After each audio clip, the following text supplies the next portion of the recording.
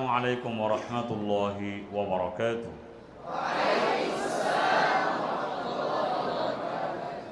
আলহামদুলিল্লাহ, আমরা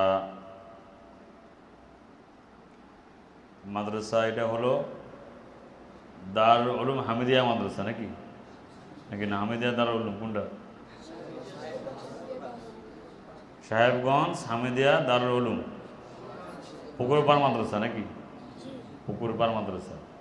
আলহামদুলিল্লাহ, আমরা এখন মাখরাজের প্রাথমিক বিষয়গুলো আলোচনা করব ইনশাআল্লাহ। বিসমিল্লাহির রহমানির রহিম। মাখরাজের আলোচনা। হরফ উচ্চারণের স্থানকে মাখরাজ বলে। মাখরাজের ব্যাখ্যা। কোন হরফকে সাকিন করে তার পূর্বে হরকতওয়ালা হামজা বা যে কোনো হরফ দ্বারা হরফটিকে উচ্চারণ করিলে আওয়াজ যেখানে গিয়ে থেমে যাবে সে হরফটির মাখরাজ সেখানে। আরবি হরফ 29টি, মাখরাজ 17টি। মাখরাজ প্রথমত দুই প্রকার, আল মাখারিজুল আম্মা,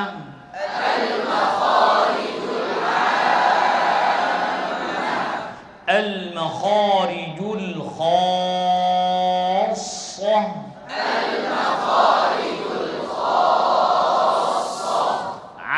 আম্মা অর্থ সাধারণ মাখরাজ,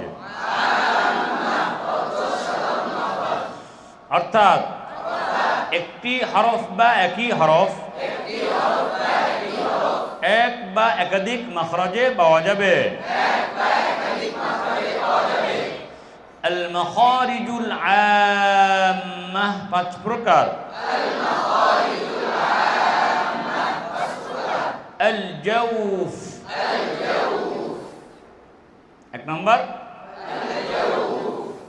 2 নম্বর আল হালক, 3 নম্বর আল লিসান, 4 নম্বর আশ শাফাতান, 5 নম্বর আল খায়শুম। আল জাওফ অর্থ মুখের খালি জায়গা। আল হালক অর্থ কণ্ঠনালী। আল লিসান অর্থ জিহ্বা। আশ শাফাতান অর্থ ঠোঁট। আল খায়শুম অর্থ নাকের বাসি। খাসসা অর্থ নির্দিষ্ট মাখরাজ, অর্থাৎ যে হরফের মাখরাজ যেখানে সেখানে পাওয়া যাবে। এক মাখরাজের হরফ অন্য মাখরাজে পাওয়া যাবে না। আল মাখারিজুল খাসসা 17টি।